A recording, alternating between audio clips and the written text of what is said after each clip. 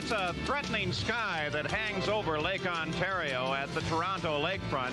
We're just a few hundred yards from the edge of the lake at the Canadian Exhibition Place, ready for the running of the Molson Indy Toronto. And rain is a very real possibility this afternoon. Of course, in IndyCar racing, that means the rain tires may come on, and that only equalizes the power of these awesome engines used in the IndyCar. So, hello and welcome as we continue the chase of the PPG IndyCar World Championship.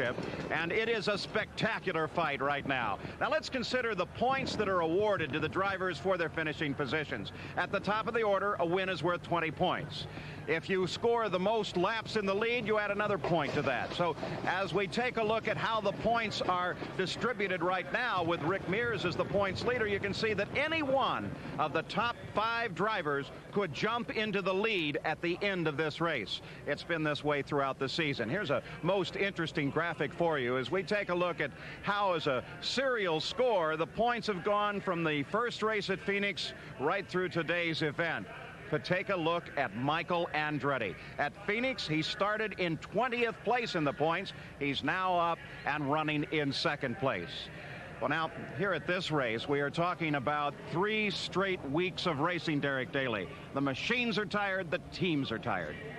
Unlike other sports like football or baseball or tennis or golf, when you come to a new event, you simply unpack the equipment. IndyCar teams have to spend over 500 man-hours preparing this equipment, and this is the most grueling part of the schedule right now. So if you have any problems, there's no time to test, really. So this time of the year benefits the well-managed and well-organized teams. Now in the qualifying, it was Danny Sullivan put his machine on the pole. As we said, the rain, if it comes, if it's a serious factor, may equalize things. What do you think about Sullivan? What is your pick? Sullivan was quite spectacular on the magic lap that counted for pole position. However, at certain times in athletes' career, sometimes they have this little sparkle that almost makes them invincible.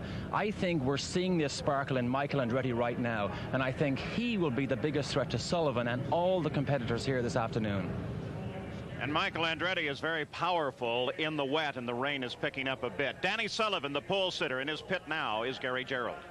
Oh, you look back over the history of this race in the previous 4 years, Danny Sullivan has not won here at Toronto, but nobody in the field has a better overall finishing record. 3 times second. Last year he was 3rd. He starts now from the pole position. Rain is the last thing that Danny Sullivan wanted to see this afternoon, and that could have a great impact. He's hoping, however, that this 2nd pole that he's won in the past month can be parlayed into his 2nd victory of the season, backing up the win at Cleveland just 2 weeks ago. But it's a tremendously competitive field, and right alongside the defending Toronto champion. Our colleague Lynn St. James is in his pit.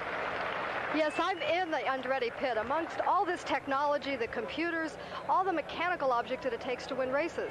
But it's not that really wins races. It's the human factor. Yes, Mario and Michael have again qualified next to each other on the grid, but I found out that Michael's car was really not set up in qualifying the way the team and the way he wanted it, but he still almost took the pole, had the pole until the last 2 minutes of qualifying. Why? Because of confidence. He has the confidence in himself. The team is giving him the confidence. His father's even giving him the support. It's called harmony, and harmony is speed. And Paul, we're going to watch that today. And when you add the factor of the rain, well, there's the very real possibility that it'll be even quicker yet. Remember that Michael Andretti is devilishly fast in the rain, but so, of course, is Emerson Fittipaldi. You can see the umbrellas are out. Many of the cars, Al Unser's Jr. is right there closest to us, has rain tires on, as does Sullivan's. Little Al being strapped into his cockpit. And despite the weather here today, which only in the past few minutes has the rain really started to fall, and it's not that hard yet. Look at the crowd here. Over 150,000 annually attend this event. And as a result of that, this race, the Molson Indy Toronto, has become the largest single-day spectator sporting event in Canada. So now not only in the world with Indianapolis, now in Canada it begins to make its mark, and of course they look forward to racing not only here today but later on in the year at Vancouver. A point we could make about making a decision on tires, 2-car teams, of course, if they're undecided whether it's wet or dry, could put 1 car on wet, 1 car on dry, hedge their bets and be covered for both circumstances. 1-car teams like Lyondike, who we saw win the 500, of course does not have this luxury. Well, it's a time of great tension down on the starting grid. The cars all placed out on the turn that really is the pit straight here. The start-finish line actually crosses the road at a point in which the cars are very definitely turning, heading down for the first scheduled corner on the course. And the decision-making has to go on now. Now, at the moment, you can see the moisture on the pavement.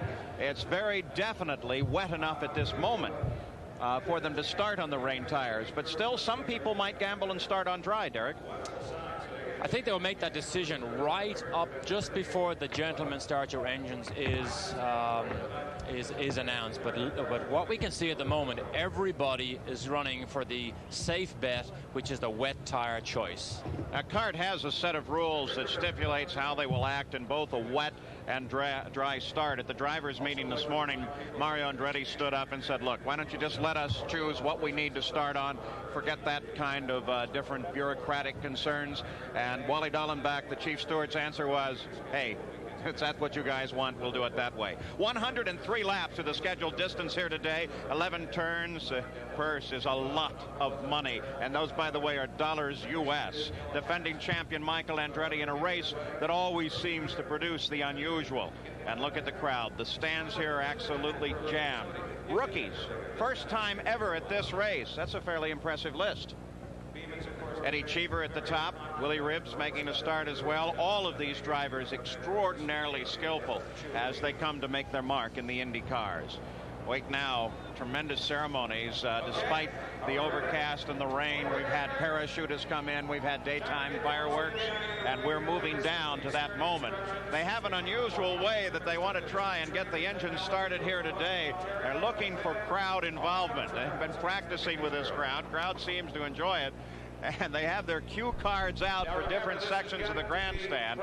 It's an important day here because there's some of the gals with the cue cards now. This is the 5th anniversary of this race. So all around the track, the cue cards are spread.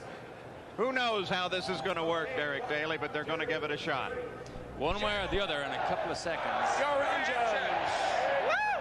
Well, that was it. And they better get out of the way because the Indy cars are ready to go.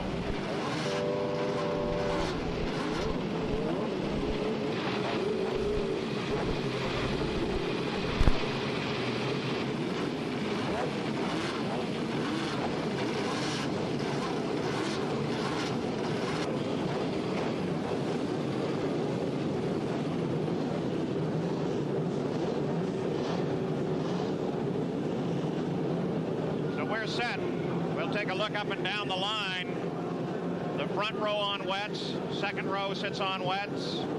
I don't see any dry tires back through the front of the field, and I would say that that's a good judgment because you can see there is a sheen to the pavement, and that pavement is just wet enough to, for the moment at least, handle up the rain tire. So we're ready to go racing in Toronto. We'll be back with the grid and the start right after this. Well, all of the cars answered the crowd's call to start their engines, and they're moving. You can see as we take a look at this surface that it is very wet here in Toronto. Though for the moment the rain seems to have abated. We've pointed out everyone started on wets or rain tires, what we call wets. So now's an opportunity as they circulate around this track, setting up for the start, to take a look at the starting grid here in Toronto. The Sears Die Hard starting grid is brought to you by the Die Hard battery, now with more power when you need it most. On the front row, the pole is Danny Sullivan. 3 times he's been a bridesmaid here in 4 runnings of the race. Outside Michael Andretti, he's won 3 of the last 4 IndyCar events, all of those wins on road courses. The second row, the inside, Mario Andretti. He came home 3rd here in '86, but he hasn't finished here since. And Bobby Rahal, the winner of the inaugural running in the Molson Indy Toronto in 1986. The third row, inside tail Bobby. He's coming off a strong 3rd place finish at the Meadowlands in the Porsche last week. And Rick Mears to the outside, the current point leader. The 4th row on the inside, Emerson Fittipaldi, the winner of this event back in 1987. And Al Unser Jr., who led all but 18 laps when he won here 2 years ago. The 5th row on the inside, the Indianapolis 500 champion, Arie Luyendyk. And to the outside of that row, John Andretti in the Porsche. He finished 5th and 7th in the 2 most recent IndyCar races at Cleveland and the Meadowlands. We take a look down through the rest of the field. Jan Beekes with a great qualifying effort here. There's Eddie Cheever as well, looking very strong. Willie T. Ribbs will be starting. And one of the cars, that's Bosell, with a problem now rolling away on the course, so we may get a delayed start here. And as we look all the way back through the field now, starting all alone in the last row will be A.J. Foyt. His qualifying time was disallowed. The officials of CART said that he failed to present his car for technical inspection after the qualifying run. He was given no time and moved to the back of the field. We're going to watch special attention. I give special attention to Eddie Cheever here during this wet start because in the final session he was actually 4th fastest. In fact, he was faster than he even qualified. One of our onboard cameras there, we just should mention, this is the Canadian in the race, Scott Goodyear. He's had a spectacular season, and we'll probably see a great deal of him today. Just to get back to Cheever, he has had some quite spectacular races in Europe in the rain. He does like the rain. Very few drivers would actually admit to that, but he does like the rain. I think he would be looking forward to this start right now. All right, they continue to work their way around. Here's the lineup of chassis ready to take a start in this race. You think about the rain drivers here, too. You have to certainly consider Emerson Fittipaldi and certainly Michael, who is very powerful in the rain. Engines in this race. Chevrolet dominates. And we are set to go as the field comes down, threads their way through, and we look to see if Nick Finoro, the CART starter, will give him a green flag, and he says no. Not good enough, not lined up. You don't want to take a chance in the rain, so he'll send him around one more time. It's such a difficult decision for Nick Finoro whether to give that green flag, because they really come around that last turn just so fast up to the starter stand. But Nick Finoro, probably one of the most experienced starters that we have in racing today, decides it is not correct. Michael had the jump, so we got to do it one more time. You can see as we look over Al Unser Jr.'s shoulder, the drops of water, the spray from the cars in front of him. It's very wet out there now. And remember, that's our camera lens. Exactly the same drops of water fall on Al Unser Jr.'s visor, helmet visor. So the further back you get on the grid, the more water you get, the more spray you get, the more difficult it becomes. The leaders, particularly the leader of the race, has a major advantage at the start of wet races. We mentioned Nick Finoro, the starter, a longtime racer. Everyone up and down the East Coast knows the name Finoro, and especially Nick, so the whole family's involved in racing. And that's a tough decision, by the way, for him with the wet track.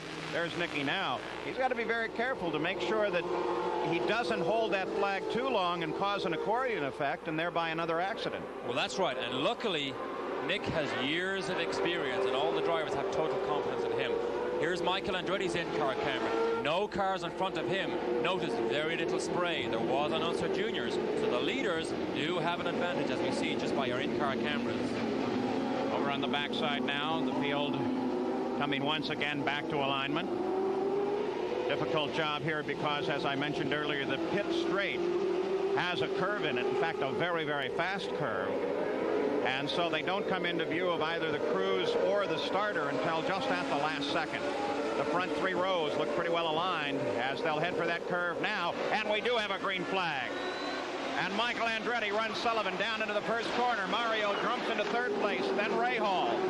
And then the Porsche of Teo Fabi, then Rick Mears, then Emerson Fittipaldi. Michael did take full advantage. He had the better start, did get the jump on Sullivan, and now he has the clear road. There's Cheever. The rest of the field comes through safely.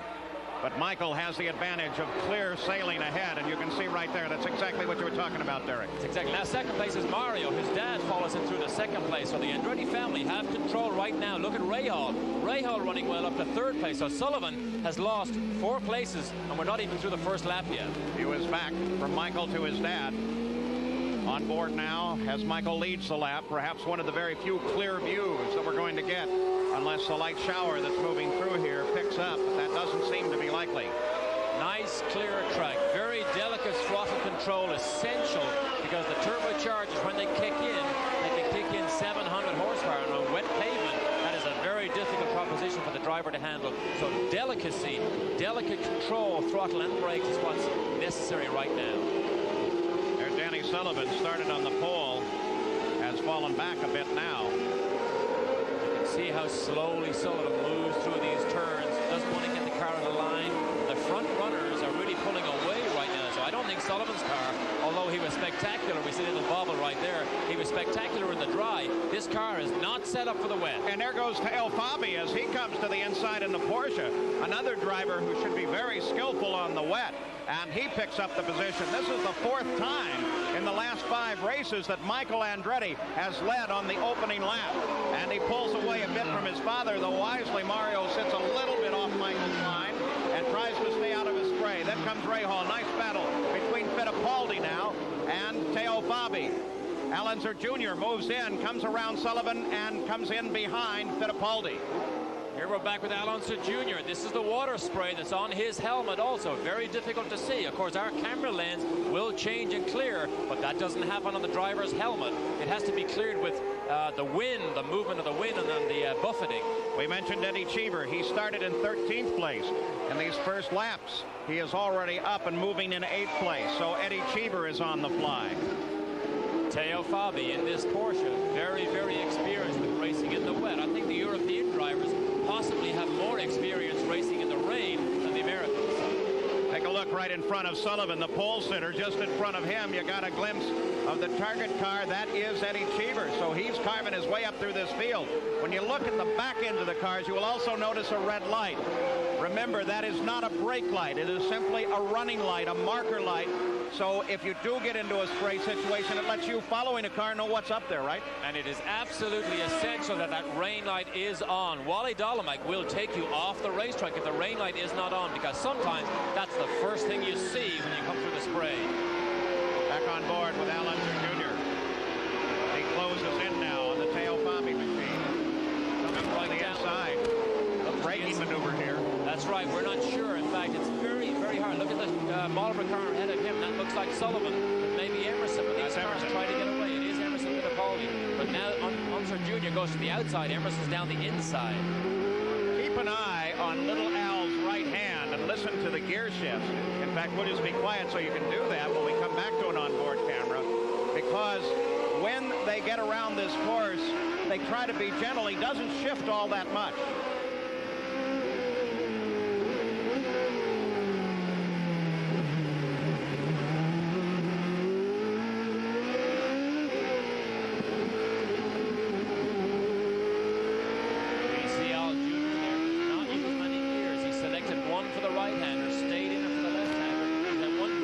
Michael Greenfield, our first spinner of the day.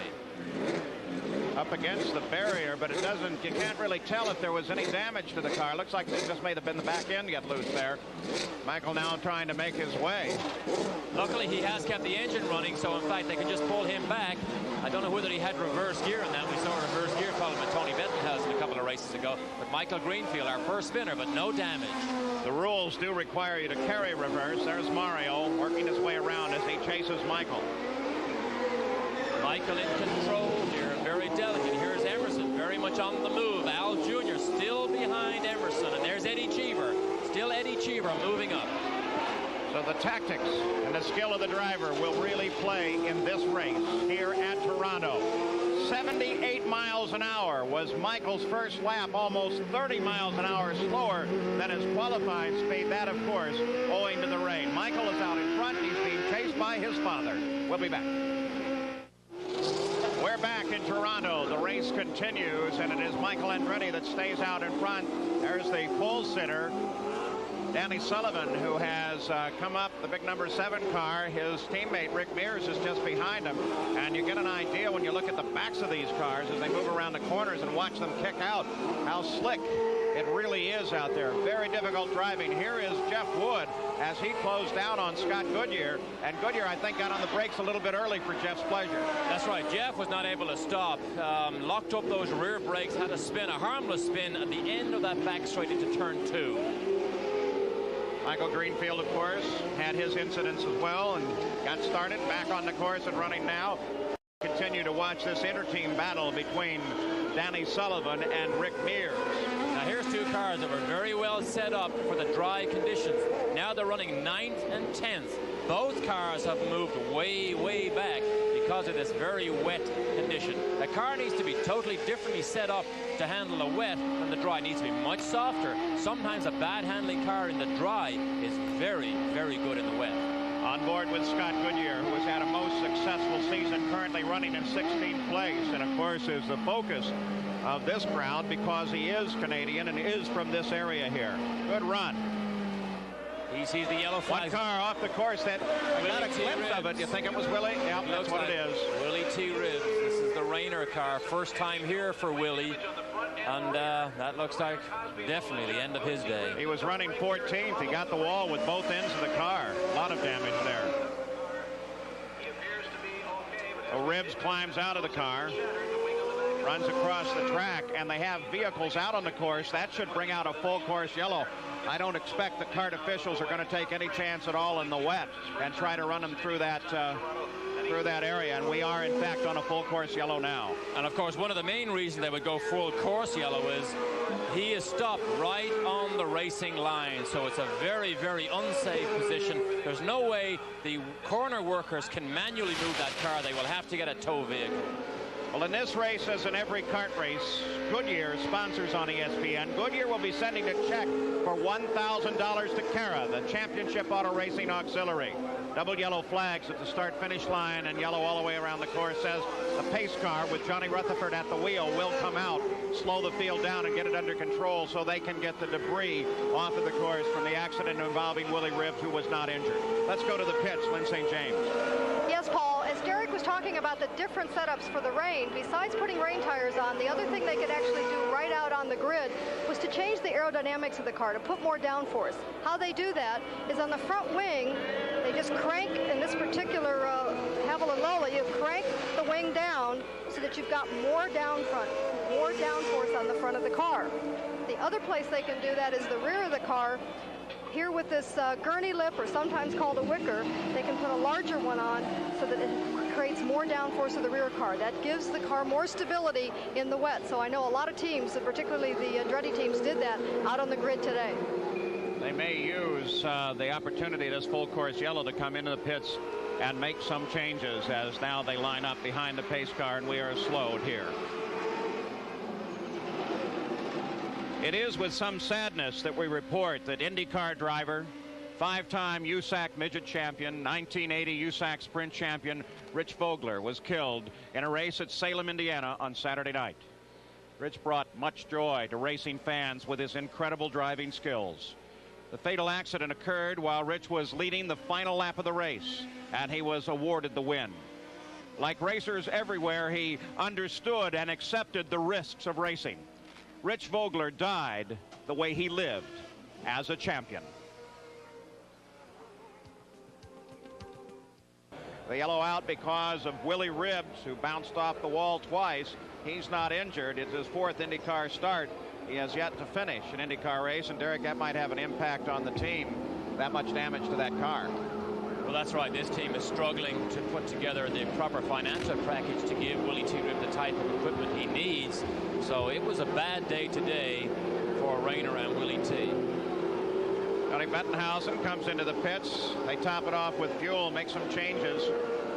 In fact, the wing changes they made was exactly what Lynn St. James pointed out to us. The mechanic went to the front of the car, turned that little necessary screw, and that gives the front wing more downforce. Helps the car turn in these wet conditions. The field lining up now with one more lap to go as they come back to the green flag. Here's the way they line up now. Michael Mario, Bobby Ray Hall, Fittipaldi, Al Unser Jr., Eddie Cheever with a spectacular run. Teo Fabi's in there fighting as well. Ari Leyendyk is on the roll, and Danny Sullivan falling steadily backwards. Rick Mears is in 10th. 103 laps the scheduled distance there. 12 are complete, most of those now under the yellow. You ride on board with Al Unser Jr., and he's getting very damp out there. You mentioned his tearaways. Yes, normally in a dry condition, the driver's helmet, the visor, they cover with a couple of tearaways. But these are very lightweight, flimsy see-through pieces that the driver can peel away halfway through the race when the oil smears and dust and dirt or whatever else gathers on the helmet. And that's like giving him a complete clear windshield again. The problem is, in the wet, the water seeps down behind these little tear-offs and causes blurred vision. Some of the drivers have them on here, but Alonso Jr. elected not to have any tear-offs. And every driver has his little trick in the rain. Some may have like a chamois stitched on the back of a glove. There are all kinds of tricks, and it's very personal as to what there you see Alonso Jr. uses his glove to wipe off his visor without any tearaways on it. But everybody's got their way. It's also a problem on the inside. The mask will fog. Let's go down to the pits. Gary Gerald is in the Penske pit. Paul, Richard Buck is alongside. He is, of course, on the crew for Rick Mears, and we've talked about wet versus dry setups from the booth. It appears that the Penske setup was for dry conditions. How much of a disadvantage are you at? Right now, we're fighting in two handling characteristics. In the slow stuff, Rick says he's having a hard time putting the power down. The back end of the car is real squirrely. And yet, in the high-speed stuff, the front end's pushing out and washing out on him. So we're looking at getting in and maybe making some air pressure adjustments on the tires on the next pit stop that should help him a lot. He's adjusting everything in the cockpit that he can do right now to help. And we've got the green back, so let's quickly get back to Paul Page. Rick Mears had fallen from 6th to 10th in the early laps. Michael Andretti still in front. Bobby Rahal comes up to challenge Mario Andretti. There's Fittipaldi. Eddie Cheever puts a challenge on Alonso Jr. Not much of one, though. He decides to come into line. And we got such a good view of the spray that Michael Andretti, and as the cars progress back, create for the drivers following behind. Michael has such an advantage right now leading this race. We had some rain here in Toronto on Friday.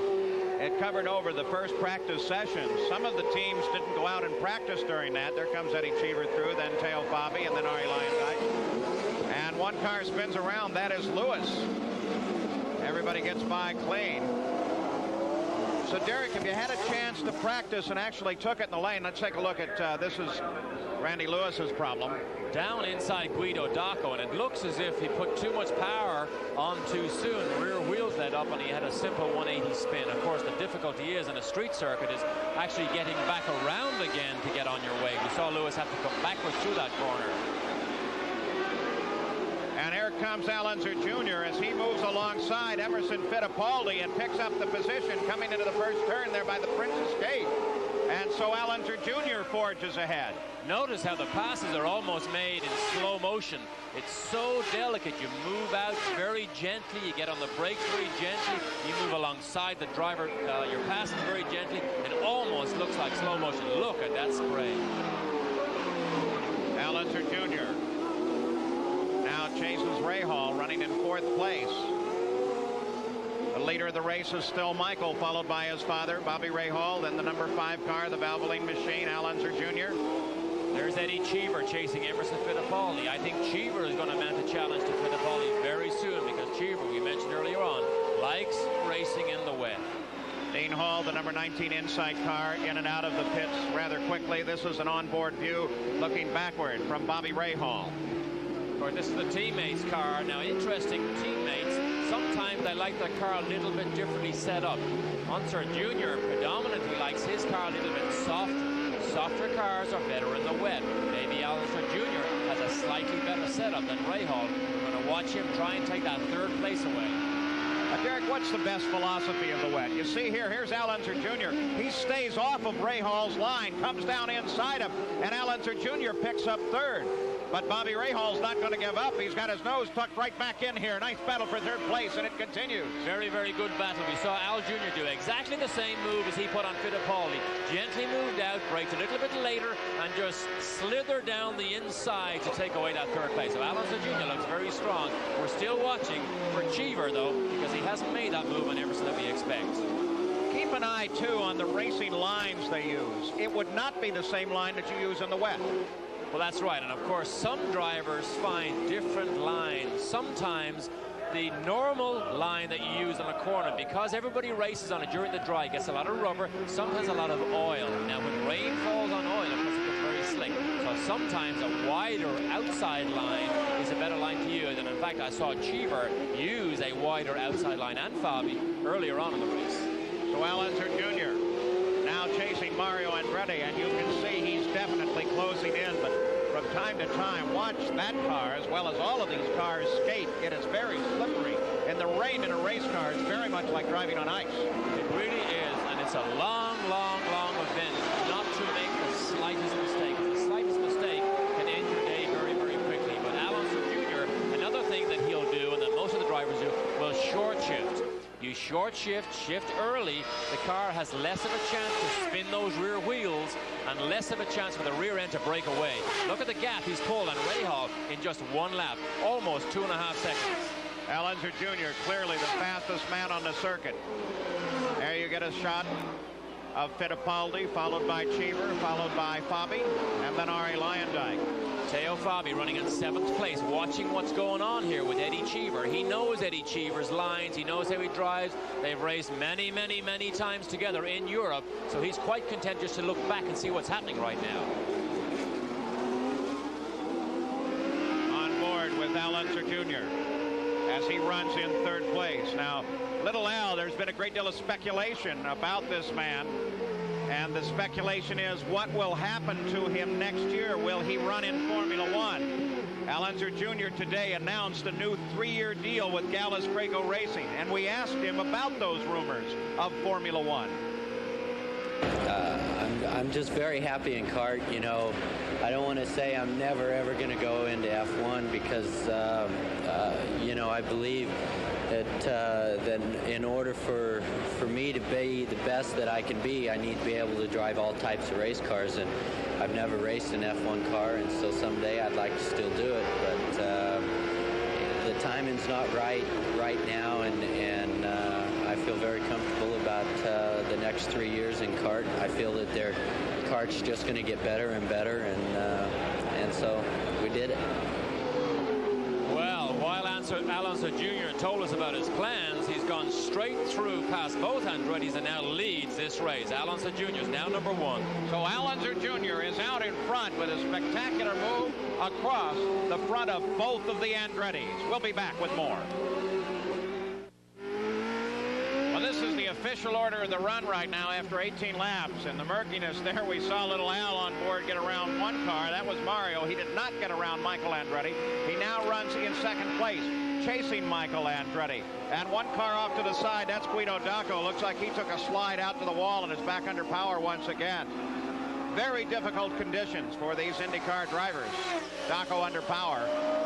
Michael Andretti still has the advantage of generally running unencumbered. That is to say, no one directly in front of him for any length of time. So he has a fairly clear run, and that works to his advantage. That's right, and here we see him come down here. Look at the center of the road that everybody's using, clearing that water away. But Alonso Jr. looks to be catching Michael Andretti. Alonso Jr., there he comes around the corner in pursuit of this man, the Kmart Haviland machine of Michael Andretti. So now we know Alonso Jr.'s plans for the next 3 years at least. He stays in the Indy cars and stays with his good friend Rick Gallus. We heard him say, of course, that he likes to be good in every form of racing. Unfortunately, racing is so specialized, he's now committed himself to IndyCar racing. He wanted to see, could he mix maybe Formula One and do the Indy 500? You can't do that. If you do Formula One, it's a total commitment. It's the only way to do it. So Alonso Jr. has chosen not to make that commitment, to stay exactly where he is. And I'm sure the IndyCar fans will be glad of that, because IndyCar racing without Unsers would be very unusual. The question, of course, is Michael Andretti now, because there's been a lot of talk revolving around him leaving the Indy cars and heading off. The most likely position seems to be a seat at Ferrari. Well, that's right, and of course Mario, his dad, drove for Ferrari and was so spectacular in his years there, but we'll have to wait and see. I think Michael has all the tools and all the ingredients necessary to be successful in Formula One. I think it'd be great for American racing too. Michael Andretti threads his way through traffic past Michael Greenfield, almost opposite lock there for a second. We look back from him. We talked to Michael Andretti before this race. We asked him, is it frustrating to run in the rain and not be able to use all of the power that is available to you? No, it's not frustrating. It's just something you have to adapt to. You know, you can only give put the throttle down so hard, you know, and you just have to. That's really the key in the rain, is just trying to constantly keep power going down to the road and not getting wheel spin. So you do a lot of playing with the throttle. Michael Andretti in front, but closing in is this car, the number 5 car of Al Unser Jr. The 42 cars, Michael Greenfield, it is not a factor in this run. Adapt was a great word that Michael used there. You must adapt to changing situations.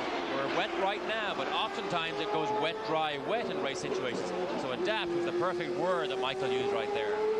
As we mentioned at the starting, not only do we have a great race here in Toronto, and by the way, the rain falls just a little bit harder now, but we also have a tremendous points fight in the IndyCar World Series, and with Rick Mears now slipping to 12th place at the moment, if they would finish right now, Michael Andretti would move into the PPG points lead with the victory in this run. He's certainly dominating the race, but Al Unser Jr. is up there trying to challenge.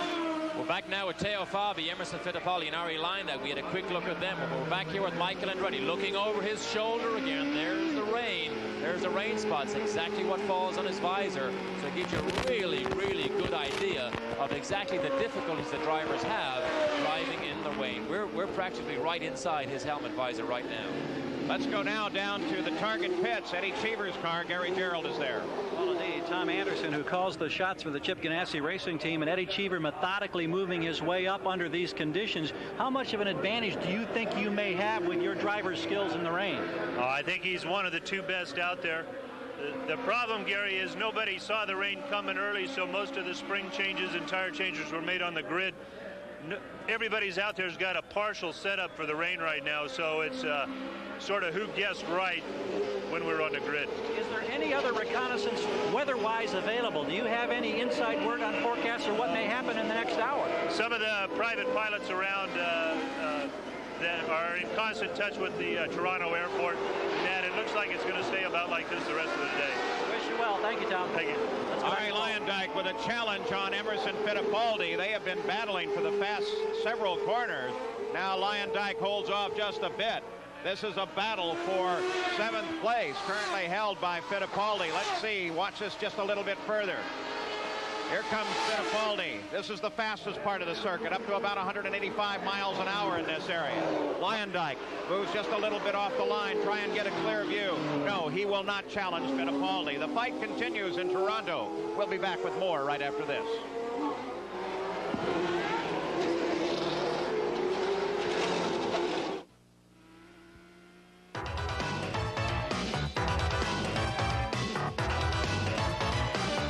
This Track Fact is brought to you by Quaker State. The Big Q is one tough motor oil. Here's Gary Gerald. It might be easy to think that all of the preparation for a racing event is done on site once the car gets to the track, but actually there's a tremendous amount of work that goes on prior to the event at the shops. For instance, since the last race for Team Penske, the cars of Mears, Fittipaldi, and Sullivan have been thoroughly broken down to the most minute detail. All of the suspension pieces are taken out and checked for any signs of stress failure or fatigue or any minute cracks.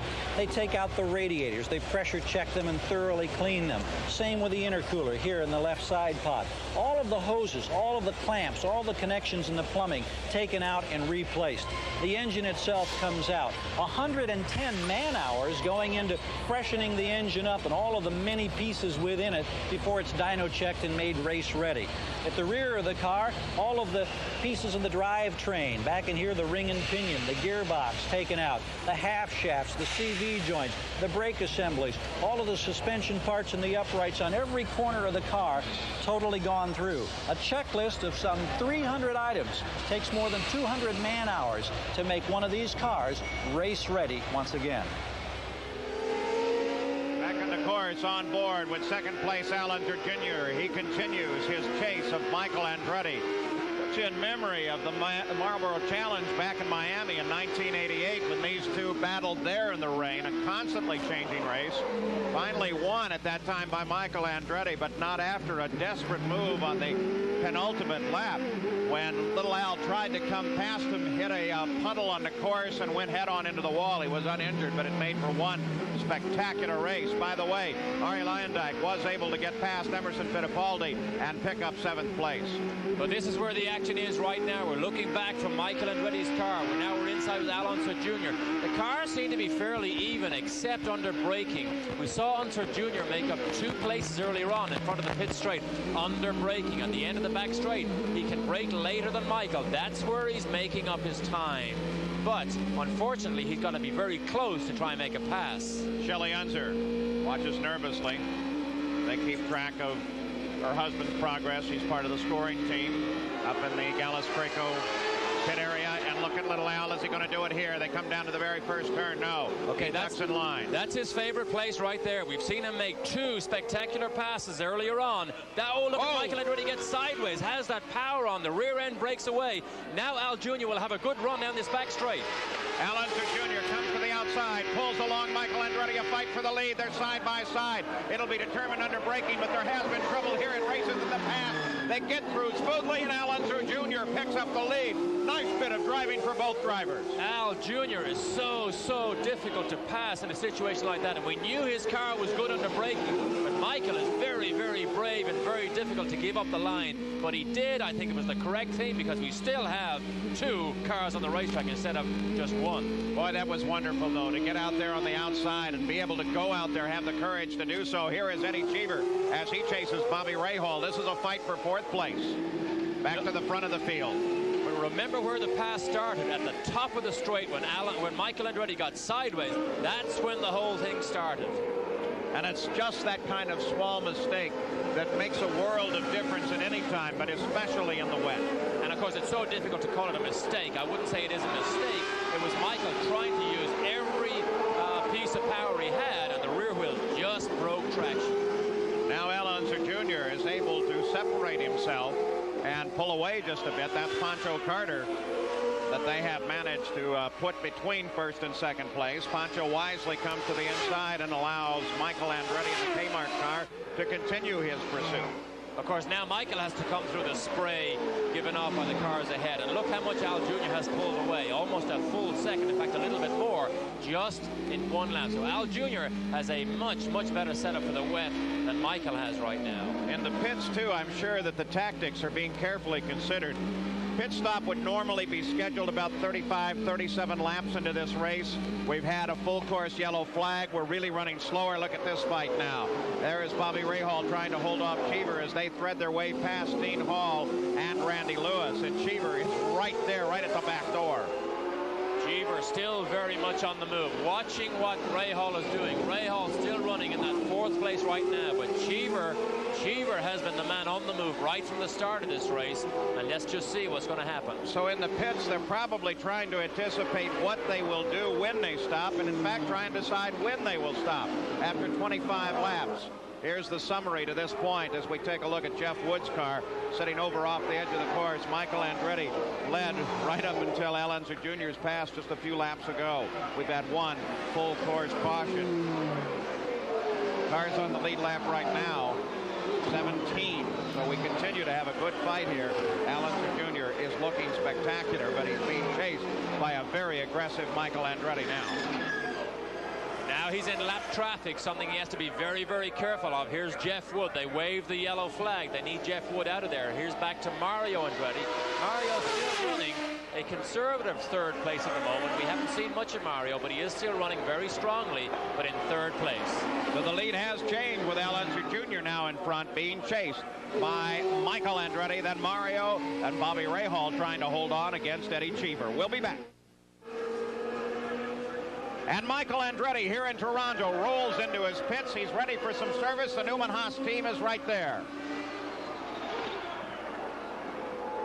Go to work on the car. They help Michael out, throw him a towel to help get his visor clear. Change the tires and send Michael out. 14 seconds. He stops in the pits. Interesting. We were just thinking about tactics a little bit ago. Interesting tactic. They bring him in on lap number 29 and out of 2nd place. Perhaps that's because he was passed and he finally decided maybe there's a change I can make in the car, but we saw nothing particularly obvious. Well, that's right. I was expecting maybe a wing change or something. They made no changes that we could see in the car. Just put fresh tires on. So this is a tactical move by Michael Andretti. Now look at this. He's about to lap Rick Mears. So Al Unser Jr. about to lap Rick Mears, who's still running in 10th place right now. So Al Unser Jr. moves his way up through this field. Rick sits just in front. And because of his positioning now with a great deal of traffic in front of him, he will have to tiptoe his way through this field. You really have to anticipate what the other driver is doing. And Rick Mears, that he moves past, Rick Mears was running in 14th position and now goes a lap down. The drivers do have rear view mirrors on these cars, but in such conditions like this, they get wet, they get dirty. It's very, very difficult to see out of those rear view mirrors. So Al Jr. has to make sure that the lap traffic can see him. Al Unser Jr. clear for the moment. The kart safety team over there going to help out Jeff Wood's car, get him back rolling again. At least get him back to the pits. So it didn't look like he was in a good position. Remember, that was the very place on the track that they abandoned the Alfa Romeo last year, and it was struck by Mario Andretti. By the way, you may have noticed in the grid that we did not mention Roberto Guerrero or the Alfa team as being here, and the reason for that is they decided not to run this race. They, of course, are waiting for a new car at Patrick Racing International. They had their problems in the practice at the Meadowlands, and so this third week was just a little too much for them. They decided to sit it out at home. Al Jr. putting a lap on Scott Goodyear, the local hometown favorite here in that McKenzie car. Scott Goodyear, who really has done quite a good job this year in his rookie season of IndyCar racing, but now learning the ropes for a lap or two, trying to follow Al Jr. That's Al Jr. ahead of him, just turning into turn one. They come through the first turn, the beautiful Princess Gate on board with Scott Goodyear. Let's get an update on the Andretti situation. Here's Lynn St. James. Pit, and I've talked to a representative from the team, and it seems there was a miscommunication. They were not expecting him in, but Michael came in, they cleaned his visor, they did a full stop, they put a full load of fuel in, which was probably 38 gallons, and they put a fresh set of tires on, but it was not an expected stop. And during the stop, Michael fell to 5th place, so that could be very costly. That's right. Like we said before, I expected a chassis change, but there must be nothing they can do on that car that would help the situation. So possibly the springs or the shocks may not quite suit the conditions that he needs for this race. 31 laps now complete by the leader, Al Unser Jr. And there is Mario Andretti. Mario, of course, runs in 2nd place now, and his job is to try and catch Al Unser Jr. But for the moment, he has his hands full trying to get around Michael Greenfield. Michael finally waves him to the inside, and Mario continues his pursuit. Of course, what Team Newman-Haas will be looking at now is the condition of Michael's tires. They know he did 20-something laps. They'll have a look at his tires, see the wear rate. Now they can make a decision on when is the best time to take Mario in, which helps Mario make the decision, because ultimately it's up to the driver as to how he feels. So the team can now monitor these tires a lot more because they have Michael set to look at. Once again, the ongoing advantage of a multiple car team. Penske, of course, with 3 cars, Fittipaldi, Sullivan, and Mears, has an even greater advantage. And the other advantage that the Penske organization would seem to have would be that they also have direct telemetry with their cars and can tell a great deal about what the chassis is doing so that they can anticipate a change.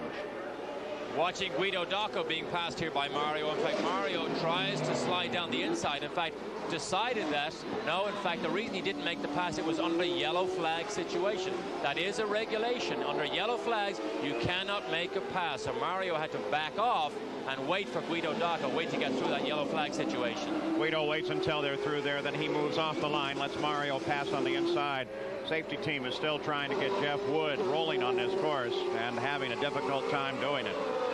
I'm not sure whether Wally Dolomic would have called that infraction there. Sometimes he does, but in a situation like that, Mario was almost committed before he got to the yellow flag situation. However, a driver cannot take that chance because a stop and go can be so costly. Emerson Fittipaldi, the defending PPG IndyCar World Champion, currently runs 8th. Right now, Gary Gerald is in his pit. Interesting speculation, Paul. You're talking about how the strategy can be affected from a fuel standpoint. We've talked to a couple of different teams now speculating that this may become a 1 pit stop race, that because of the slow speed and the rain, you don't use that much fuel. You have to get 51 or 52 laps because it's a 103 lap race. On the other hand, for Emerson Fittipaldi, there's some things that they want to adjust. Remember, he had a dry setup, but they need a pit stop to do that. If they elect to make the adjustment, it becomes a 2-stop race for Emerson. So a lot of speculation going on amongst these crews right now. Will it be 1? Will it be 2? Gary and Lynn will stay on top of that action, of course, and that will make the pit crew even that much more important. We watch Rahal being chased by Eddie Cheever as the fight for third place begins to pick up. We'll be back with more from Toronto right after this. We're back in Toronto. Bobby Rahal being chased by Eddie Cheever. Cheever closed up on Rahal for a second and now has dropped back just a bit, but this is the battle for third place, and it's been a nice one. Cheever with a spectacular run. He, of course, has his new Lola available to him. He started the year in a Penske car. They finally took delivery over at Ganassi Racing of the Lola. What's interesting about it is Cheever is a rather long and lanky fellow, and he's been having some problems. He has to wear pads on the tops of his legs because he bounces up into the chassis. He's so lanky. We take a look down after 30 laps through the entire field. We've run in the rain right from the start. One change for the lead. Michael Andretti led early. Then finally Al Unser Jr. got around. Here is A.J. Foyt as he pulls into the pits. The crew is ready there. This is on lap 35. This would be on an ordinary stop, but Phil Casey, the crew chief, is saying, no, don't touch those tires. Let this alone. Fuel only. In fact, they are changing those rear tires. Some confusion on the Foyt stop. Looked like they were having trouble with the visor too. His crew chief was over the wall in the cockpit trying to talk to Foyt. Foyt was saying yes and then saying no, but they were trying to clean off that visor. The two Penske cars run together on the circuit now. Fittipaldi and Sullivan. Fittipaldi currently occupies 8th place. Sullivan, of course, started this race as the pole sitter and fell steadily backwards, but now he's engaging his teammate Fittipaldi. I can only surmise and suggest that possibly these cars are set up a little bit too stiff. A stiff car can be very, very good for qualifying, and of course we saw Sullivan on the pole, but a soft car is what you need for the rain. And maybe the Penskes are just a little bit too stiff. Sometimes they change it on the grid. Sometimes they hope it to dry out. If it dries out, these cars will probably improve. Well, that may explain the sense that you get from this race. That is, at least my sense is, it is rather rough. It is not a predictable corner in any case. If you're going to do well in the wet, you must be smooth. But the fact, you heard Tom Anderson talk about it earlier, the fact that they weren't able to change over to a rain setup may account for the fact that everybody is pretty choppy and just trying to keep the car going, get around these corners as best they can. Of course, then you tax the engineers' minds by asking them to come up with the best compromise situation. You can roll in more front and rear wing. We saw Lynn show us how we can do that earlier on. Or you can make a much bigger change to change the springs. It's a risky business because you don't know how long or how much you're going to have the rain. Al Unser Jr. upping his pace just a little bit. He is now running at about 81 mile an hour average around this course. Of course, that's about 30% off what he would normally do. On board with Al Unser Jr. again. See those numbers in the center of his steering wheel, 37.5. That would be the indication on his dash console of what they would like the fuel to read, the fuel flow to read when they come in. But of course, as Gary Gerould suggested, fuel is moving out of being a real tactical consideration here. They're making fuel running as slow as they are. And as the race goes on, it gets more and more difficult for us to see over his shoulder because we got that dirt and mud and scum that gets on the camera lens. Remember, that's what Al Jr. has, and regularly we see drivers, we saw Al Jr. do it earlier on, they will wipe the helmet visor with the back of their glove. They hope there's no oil on the visor because that causes terrible smearing. Ari Leyendyk has managed to get around tail Bobby and pick up 6th place. I might tell you that the coverage here is being provided as an international worldwide feed in these days of global television. So Derek, you can say hi to everyone back in Ireland. Of course, yes, particularly to my parents, Jim and Nellie Daly, who watch all these events, a lot of them live. We are in good shape over here. If it's raining out there, we're nice and dry in Mario's pit board. See the F29.0 every lap. They put a different number up to Mario, and what they are telling him is this is what we want your fuel flow gauge to read at this point. And if he's off that, then he knows he's got to dial back or that he's got plenty of fuel. But that is their method of confirmation. Interestingly enough, Michael didn't use that method, and it bit him real hard at Milwaukee because he ran out of fuel while leading the race. I was also saying because this is a Canadian-originated outside feed, sometimes we don't always see exactly what we're looking for here. Obviously, they're giving some attention to the Canadian driver, Scott Goodyear, as he comes up with a very nice move on Rick Mears. And now Rahal comes up to put a lap on Mears. Now, I wonder what's happened to Cheever. He made a very concerted effort to get down the inside of Rahal about 3 laps earlier, and now he seems to be dropping back a little bit. There's Rahal. Scott Brayton's right behind him, but Cheever has backed off the pace and dropped back a little bit. Well, Scott Goodyear, with another good run. He's really had an excellent season. You almost always find him moving around 10th place. Right now, he is running in 12th. As he got around Rick Mears, here comes Rahal through. Rahal, of course, is running in 3rd, trying to put the lap on Rick Mears. Of course, very anxious to get by Rick just as fast as they can, because there's Cheever. There's the man in 4th place. Rahal knows he's made a break. Now he wants to capitalize. Rick moves down the inside, but Rahal just inches down now, tries to make the pass. In fact, does get by around the outside. Rahal finally gets around Rick Mears, and when you look up in the right-hand corner of the screen, there you see Eddie Cheever. So for the moment, this battle is off, as is the fight for the lead. So we're static at the front of this field. We'll be back with more from the Toronto Molson Indy right after this. And I guess we should say that those rather scenic shots are pre-recorded. That is not the weather condition at the exhibition place in Toronto right now. It is still raining. The rain, in fact, has been rather steady. The crowd, well, they haven't moved. They came here prepared for rain. They're loving every minute of this. And it is, in fact, a wonderful tactical battle, because not only are we looking at the fight on the race course, we've seen a pass for the lead. We've seen some great battling going on, but now it is becoming so very tactical, because there is the possibility from some of these cars that they could see a one pit stop race. And if they can do that, boy, then we're going to have a whale of a run. That's right. But Michael Andretti, remember, our early leader has to make 2 because he stopped so early. The reason they can do it in 1 stop possibly is these engines are use a lot less revs and they're a lot more gently driven in the wet. So there is a possibility, we have heard along pit lane, that some people may try just 1 stop. Mario Andretti currently runs in 2nd place. Al Unser Jr. is the leader of the race. Michael Andretti, at the same time, is now beginning to thread his way down and is closing down on 4th place Eddie Cheever. This is 3rd place Bobby Rahal. Cheever is back just behind this. And look at Rahal chop at that wheel. He really has to fight. Maybe we can get an idea from time to time of what Rahal's tachometer is doing.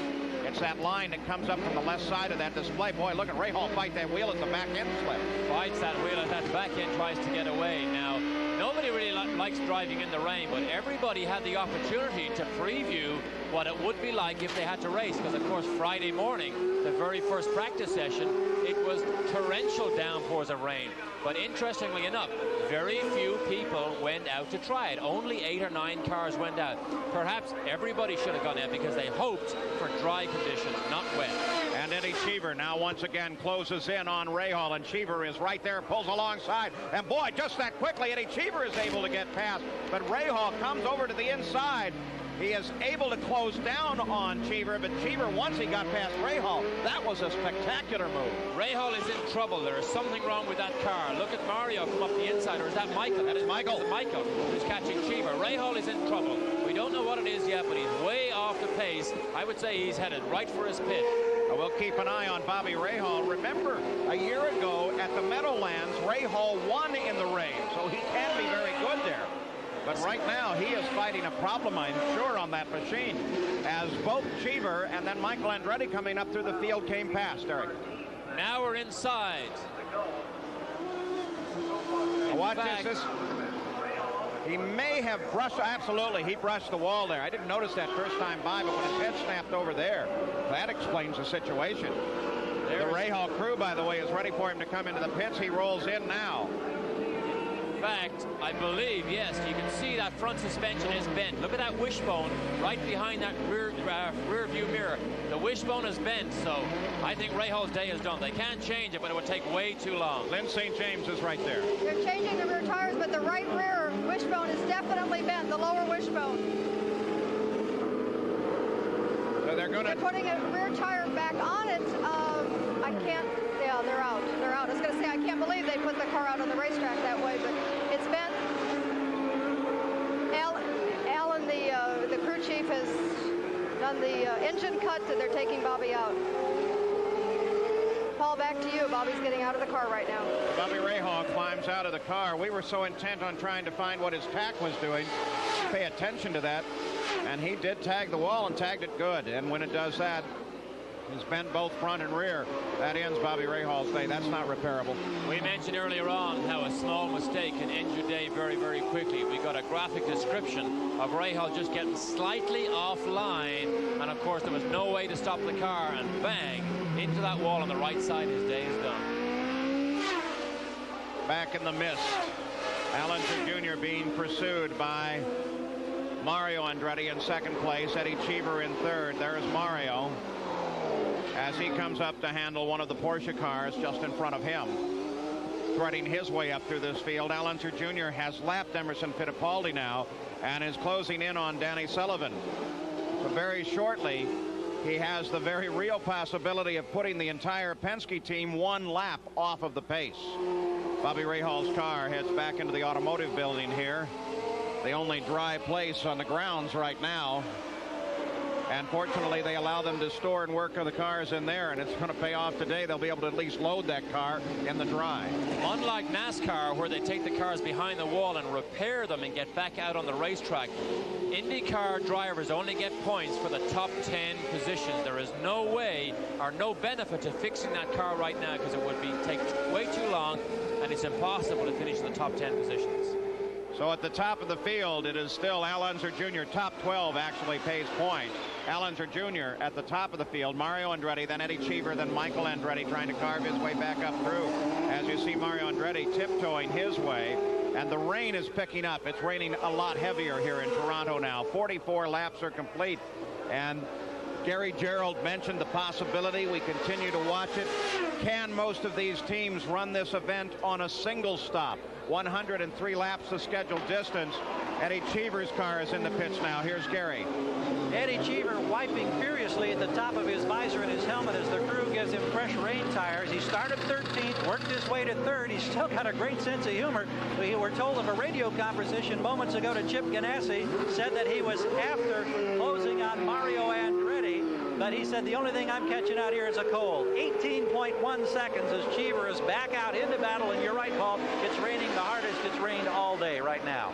Eddie Cheever carefully comes out of the pits. You saw that yellow line as Danny Sullivan dials in around Cheever. That yellow line, they can get two wheels over that line. And look at this. Teo Fabi got it all wrong, and we saw how close the confines of these racetracks are. He's not able to turn the car around. He actually had to drive back against the flow of traffic to get his car pointing the right way to get on his way. Very carefully, Teo Fabi gets back into the action. So Eddie Cheever has made a stop. What will the leaders of this race do? We'll be back in a moment to find out.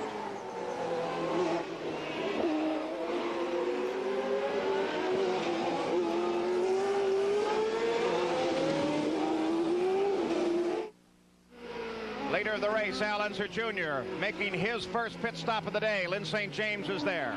Al brings the car down very carefully this time to make sure he gets it in his 36 by 22 square foot box here, because the pits are also very slick. They get all of the fuel in, that they're going to be able to get probably the full 38 gallons of fuel that they need to get in this 40-gallon cell. Even though they're getting much improved fuel economy, they want to make sure they still get it all in. 13.2 second stop. Absolutely an excellent stop. Everybody just seemed to be in slow motion, but orchestrated very well. Everybody's congratulating everybody in the pit. They needed this one. Stop at 14.2, and Mario Andretti comes by, picking up the lead of the race from Al Unser Jr. So little Al falls to second, but of course Mario scheduled to stop yet. Al Unser Jr.'s pit stop gives you an idea how happy, look at that spray, how happy he is with the handling of that car. Made no adjustments, did not even change tires. He is so happy with that car. We're back in Toronto at the exhibition place. A race being run entirely in the rain for the IndyCars at a very tight time in the season for the points. Rick Mears had the points lead coming into this race, but any one of the top 5 competitors could move to the points lead. And at the moment, the man at the top of the order is Al Unser Jr. But at the top of the race is Mario Andretti, who just picked up the lead when Little Al came in on his 46th lap to make a stop. Now, 46 laps may not, in fact, have been nearly enough. There are 103 laps scheduled in the race. Some of the teams have been considering, could they go to the halfway point and make this a single-stop race? I think Al Unser Jr. especially, when the fellow that coordinates his car, Rick Gallis, remembers a year ago when they misjudged the pit stops and perhaps cost him a win there by running him out of fuel on the course. They chose the conservative line. But Mario Andretti, typical of the Newman-Haas stable, well, they're staying out. They may try and make that halfway point before stopping. And the rain is coming down heavier and heavier with every lap. There is more standing water on the racetrack now than there has been all afternoon. I'm still surprised that Al Jr. did not change tires. We're going to watch him very carefully because even though it's very wet, tires still do wear out slightly. The edge goes off the rubber, and I'm really surprised he didn't change tires. A couple of factors to be considered here. It is not a full race until it goes past the halfway point.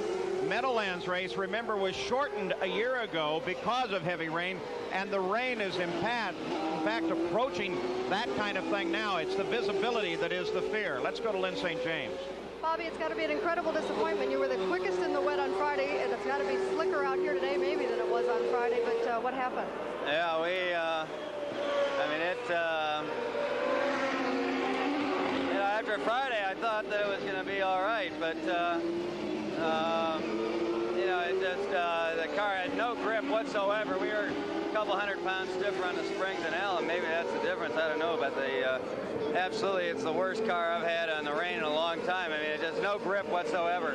Well, it had to be tough because when you went out, obviously we thought it was going to be a dry track, so the only thing you could do was aero stuff and tires, but so you weren't able to have the same setup that you did on Friday. Well, yeah, Al's been running softer all weekend, and it's obviously in the dry may not have been as good, but today it's showing it's better, and just I'm really disappointed because, like, in the rain, you don't have to do anything wrong, and you can get taken out, and that's what happened today.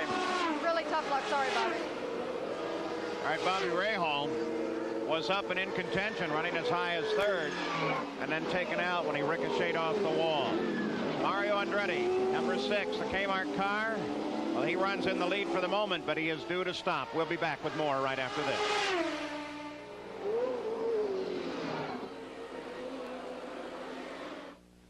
In Toronto, Mario Andretti, the leader of the race, rolls down toward the pits. On lap 53, Lynn St. James is there. The crew has told Mario to be very careful because it's very slick, but I think this world champion knows that. He's on the radio with Tony Cicciali. They are going to make no tires. They're going to put fuel in, and they put more front wing in to get a little more front bite in the downforce in the front. Beyond that, there will be no other changes made to the car. 15.2 second stop. They got all of the fuel in. Probably can now make this one stop only and go the distance with this kind of weather. Al Unser Jr. did come past and pick up the lead. Michael Andretti slid into third place, and with that stop, Mario Andretti came across the line 25 seconds behind the leader, but he was still coming up to speed at that time. So Al Unser Jr. is back in front, but Al Unser Jr. would need one more pit stop. Now, during the time we were away, it was Arie Luyendyk, Danny Sullivan, and Emerson Fittipaldi who also came in for pit service. The question now is the tactics on this team. What will they do? Will they try and go to the end of the race? I don't think there's any chance in the world they can make it. Sometimes you take a gamble. We saw Mario take a gamble. He may get success because of that gamble. Sometimes it bites you. Al Jr. elected to stop earlier. We know he has to stop again unless there's a long yellow, but you can't gamble on a long yellow. Now running on the 54th lap of the 103-lap scheduled distance, so should the rain increase and the visibility worsen, it is, in fact, an official race at this point. Being hotly contested, a very strategic race in the entire series, and these drivers are being so incredibly careful. The only thing that concerns Al Jr. now, he is leading the race, but if he has to stop again, all they're going to be concerned about, Al Jr. and Rick Gallis's crew, is how much of a cushion he can build up in the lead. Because if he can build up about 30 seconds, he may be able to stop and get a splash of fuel and hold the lead. So tactics and the cushion he can build in the lead will be ultra important right now. In the pits, they push Guido Dacco's Lola back toward the garage area. His day is apparently done. So now how will this shake out? A most interesting day. The rain, an equalizer to these Indy cars. Normally they'd be developing 750 to almost 850 horsepower, but you can't use anything like that here today. Gary Gerald has an update. Well, you were mentioning Emerson Fittipaldi on his stop. There was a failure on one of the impact wrenches on the front left side, and that necessitated a 22-second stop. We were also checking with Emerson. That was at lap 50, so it's very much a gamble as to whether or not they could go 53 without a full course yellow in this second segment. And, of course, that's just part of the gambles here. Emerson hoping it can be a one-stop race. We were also checking to see if there'd been any report from Emerson on driving conditions. Is it getting to the bad to the point where they don't want to race? No comments along those lines when our conversation with Rick Reineman, his crew chief. Paul? So the calculations still being run in all the pits. Very tactical afternoon as we're watching Indy cars in the mist at Toronto. The leader is Al Unser Jr., followed by Michael and Mario Andretti, then Eddie Cheever and Arie Luyendyk. We'll be back. We're back at the CART Molson Indy in Toronto, Canada. Al Unser Jr. is the leader. Michael Andretti runs in second place with Mario in third. But the best guess is, with 71 laps complete, that Mario Andretti can go the entire distance now without having to stop his number 6, Kmart Havel and Lola, for fuel. On the other hand, the best educated guess would be that both Al Unser Jr. and Michael Andretti will have to stop for fuel. Now, how far ahead of Mario can they get? Can they put enough distance between themselves and third place Mario Andretti to allow them to move in and out of the pits and still maintain their position at the front of the field? And of course, what both those teams are hoping for is a full course yellow so that they can make the stop while the rest of the field is slowed down. So a wonderfully tactical race is underway here at the Molson Toronto race. An excellent day. Arie Luyendyk has been able to charge his way past Eddie Cheever and move into 4th place. Cheever now runs in 5th. Now, with these race cars, Lynn St. James was able to take a look at a most interesting aspect. As high-tech as today's Indy cars are, there are, in fact, parts that cannot be custom built. The inside of an Indy car is very small, very tight, but each driver gets a custom-designed seat to fit them so that they're comfortable and have the proper support. But an area they can't custom design is the foot box. In fact, the foot box is regulated by CART that all of them are the same size. Now, on my right foot, I have a red shoe, size 10.5, that's Arie Luyendyk's. On my left foot, I have a size 7 shoe, which is Scott Goodyear's. Now, footwork is very important to driving a race car fast. So when you go from full throttle, you're down on the brakes, you heel and toe, back to full throttle again.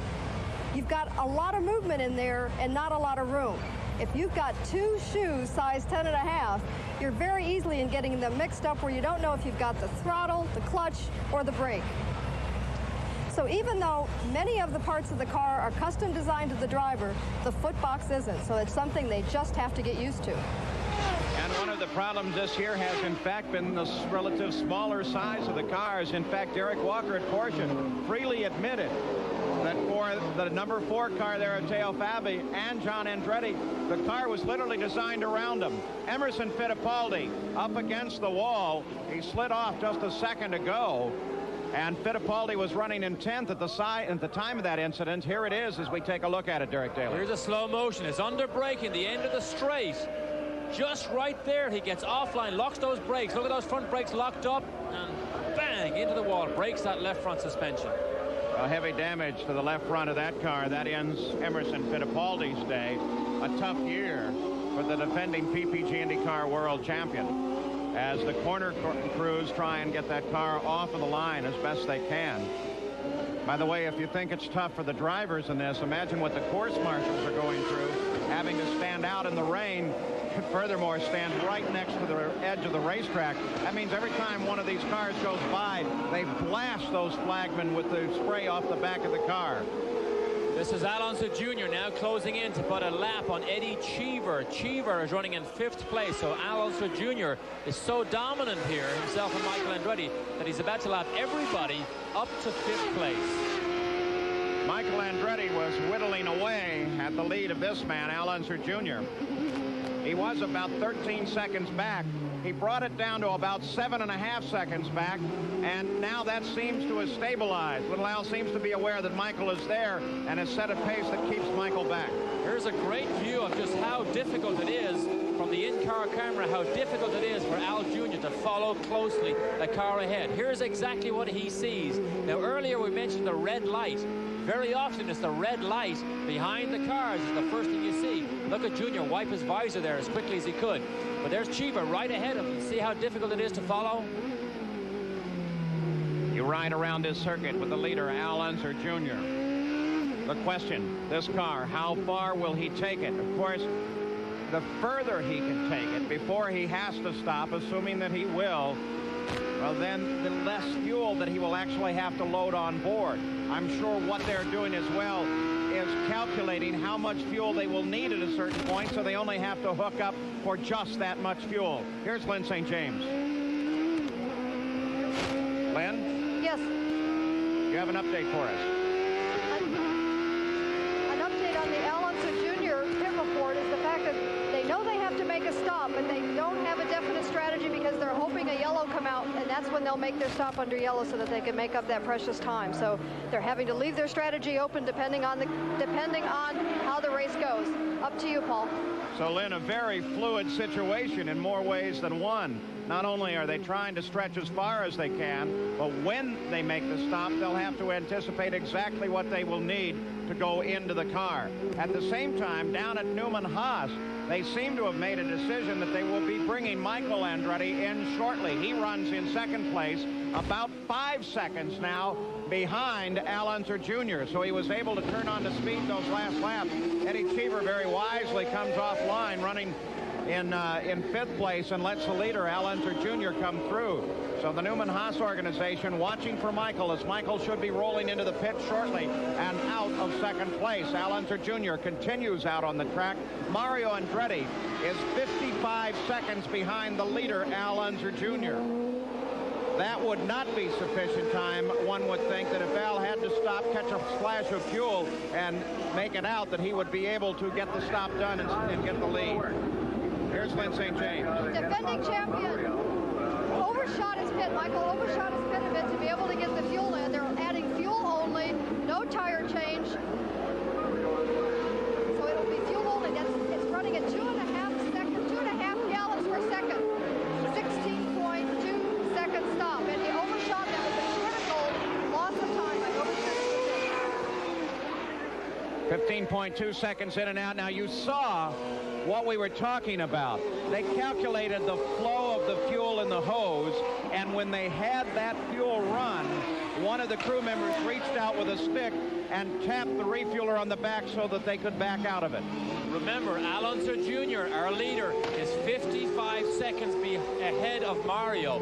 We don't think Mario has to stop, but 55 seconds is enough to stop, take a splash of fuel, and keep the lead. So the race will be played in the pits, and the decisions will be made by Rick Gallus, Gallus-Craco Racing, but whether or not they can keep Al Unser Jr. out in front. 76 laps are now complete. We'll be back. And Mario Andretti spins it quickly off the course, taps the wall. Derek Daly. Here's the replay. This is where we've seen all the action earlier on today. Under braking, he turns in. He's on the right line right here. But now the car gets loose. Now it begins to get loose. Look at that car come around.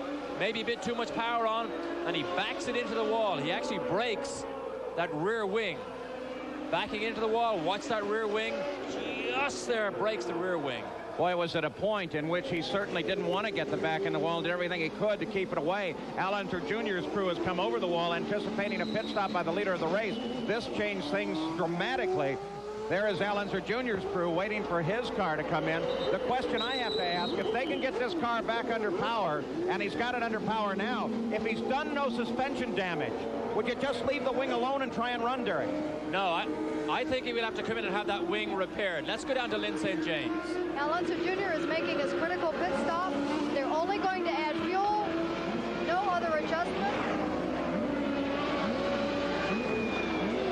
Everyone is watching very carefully to make sure they get just enough fuel and not an unnecessary amount.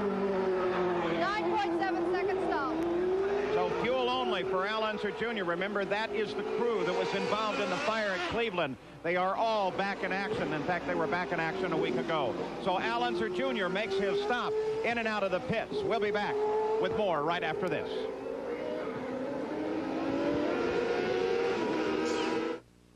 We're back at Toronto. Arie Luyendyk tangling with Raoul Boesel, both of them up toward the wall. And Luyendyk trying to signal someone to give him a start. Al Unser Jr., the leader of the race after his pit stops, moves up and around the accident. Luyendyk was running in 3rd place. Boesel was running in 7th at the time they tangled. Coming through turn 9, Boesel lost it right in front of Luyendyk. Luyendyk tried to go around the outside. Boesel backed into him and took Luyendyk straight into the wall. Well, with his stop, Al Unser Jr. was able to keep the lead. Michael Andretti is in 2nd place. Eddie Cheever runs in 3rd. Luyendyk was up in the top position, but of course is falling steadily backwards as the rest of the field strings their way past. And Danny Sullivan has managed to move up into 4th place. Randy Lewis, he's just one lane to go. Now Mario Andretti, after his contact, took it into the pits. It looked, Eric, like all they did was shake the rear wing and make sure it was stable and send him back out. They did. They had a good look at the mounting points, realized that it wasn't broken, or they hoped it wasn't broken. They decided to risk it to send him back out without a rear wing change. However, the wing is damaged. But they have shown a black flag to Mario Andretti as he rolls into the pits now. And it is a stop-and-go penalty, though as yet CART has not indicated what that penalty may be for. Let's go to the pits. Here is Gary Gerald. And Eddie Cheever comes in for his final stop. And again, he wipes furiously on the visor, trying to clear the visibility. He's now in 3rd place, or was when he came in to make this stop, because of the unfortunate circumstances for Luyendyk and Andretti. So this tableau changing constantly. They top off with the fuel. He's off the jacks. A 3rd place finisher in Detroit, hoping that he can get on the podium again today here in Toronto, Paul. Eddie Cheever, really an excellent run today, showing that he certainly has the prowess here in the IndyCars. He's looking very good as the officials and the safety teams now trying to get Boesel and Luyendyk's car clear of the course. The leader is still Al Unser Jr. He is being challenged only by Michael Andretti, who is 18 seconds back. Eddie Cheever runs in 3rd, then Danny Sullivan and Arie Luyendyk, but Luyendyk will continue to fall down that order. 82 laps are complete. We'll be back. We're back at Toronto. This is one of the CART officials, Billy Camphausen, who has been communicating back and forth on both his radio to other officials. Wally Dallenbach, the chief steward, he just tried to use one of the hardwire landlines that are here, and he has been in the Gallus pits talking with the Gallus team, and Nick Finoro, the starter, at the starter stand. You see he's got the white flag. In this case, it would indicate one more lap to go, and he gives it to the leader of the race. They're going to flag this one early. Lap 91 is complete for Al Unser Jr. Michael Andretti is in no position to contest him at this point, nor for that matter would he have necessarily been going to the end of the race. So the flag goes out, the white flag for Al Unser Jr. Michael Andretti runs in 2nd place. The rain is coming down much, much heavier. There is standing water now on the racetrack, and the visibility is way, way too low for this to continue as a safe situation. Al Unser Jr. working his way now around on the final lap of this race. White flag comes out for Al and for the rest of the field. They will be bringing this race to a stop 9 laps early. Michael Andretti was not in a view to contest that position. John Andretti lies just ahead of Michael on the course itself. And so I think very wisely, as the visibility continued to fall here and water began to pool in some sections, the officials talked with the teams and they decided it was prudent to flag just a little bit early. Terrible visibility you see from the onboard camera. Now moving through the final corners, Al Unser Jr. working his way around and sees the checkered flag ahead, and Al Unser Jr. has won here in Toronto. Al Unser Jr. scores the win. 2nd place will be Michael Andretti as they decide the rain is just too much and they will bring the race to a halt early.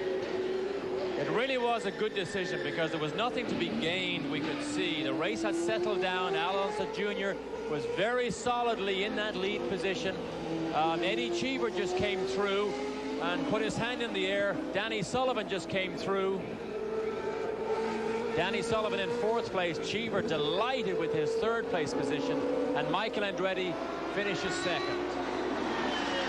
The race is run, and Al Unser Jr. picks up the win. Continues on a very solid year for him in what has been a very difficult race through the afternoon. It was a light sprinkle when it started, but enough of a race in the rain for everyone to decide the rain tires would be appropriate. And that was an excellent judgment by everybody, because the rain got heavier and heavier and heavier throughout the afternoon. And finally, very wisely, with the consultation of the teams, Chief Steward Wally Dallenbach decided, let us stop this race a little bit early. It was a good judgment because Michael was not in any position to catch him. I think they waited a few laps to decide whether or not they would get within a window where Michael might close. Michael wasn't closing, and so they decided, let's get this race over with. Let's get the crowd out of the rain. We'll call it a day. It makes for a most interesting point scenario, though, as we calculated unofficially. Al Unser Jr. will have now 106 PPG points, Michael Andretti 104, and Rick Mears 102. We'll keep our calculations as Cart takes a look at the final order and posts the official order of standing. But now, on a very wet day here at Toronto, Al Unser Jr.'s crew moves down so they can greet his driver as the winner here at the Molson Indy in Toronto. The race has been run. Al Unser Jr. picks up yet another victory this year. We'll be back to talk with him right after this. Well, they're great race fans. They finally leave the stands as Al Unser Jr. begins to celebrate his 10th win on a temporary circuit, more than any other man. And this Winner's Circle interview is brought to you by Road Handler Treadlock Radials at Sears. Tough tires you can trust. Here's Gary Gerald. And Paul, of course, in victory lane. Hugs and congratulations. A very damp, a very wet Al Unser Jr. savoring win number 3 of the season. How many close calls for you today, young man? Well, there was more than I could count, I tell you. You know, I just, it was a real careful race, and we had to be really careful with it. And we just, you know, the guys did a great job preparing the car, and that was that. I want to thank Cole Selva back home for preparing this baby, and it's this car's first win, so we're happy. How many chances did you have to take, particularly early, when you were very aggressive coming through traffic and then getting the lead from the Andrettis? Well, I really didn't take a whole lot of chances because it's too early, and you know, I just thought that we'd just be aggressive, and really I wanted Michael to break trail, and he started making a few mistakes, and I was able to get by him, and I went, gosh, I really don't want to lead this thing, but we were fortunate. You know, the car was working great, the guys did great stops, and it was just a beautiful day. Coming back after the problems at Cleveland with the fire and the crew and getting organized, competing at the Meadowlands last week, and now a victory in the rain. It's a terrific comeback, and it puts you right back in this championship hunt. Well, we needed this win really bad to get back into the hunt of the championship, and you know, I just want to thank Valvoline and Toshiba and Gallus Craco. I tell you, you know, without these people, we just couldn't do it. So terrific job under really tough conditions. Thank you. Paul? Well, Unser Jr. takes the win despite the rain. He is very happy, but you can see it's pretty wet down there. A lot of umbrellas up. Here are the final standings. Al Unser Jr. followed by Michael, then Eddie Cheever with a spectacular run and finish. Danny Sullivan started on the pole, dropped back, then fought his way up. Ari Lyondike finishes in 5th, and I'm sure the team's going to be happy about that. We take a look, Derek Daly, down through the rest of the field. Most unusual day, though. A most unusual day, but a perfect way for Al Unser Jr. to celebrate the signing of his new 3-year contract to stay with the Gallus Craco team. So in the rain at Toronto, been a very difficult afternoon for officials and crews alike, but it also means that 3 very hard weeks on the road come to an end. they now have some time to go back to their shops. 2 weeks to prepare for the Michigan 500, and they need those 2 weeks because Michigan is one very tough race. We'll be back with more from Toronto right after this.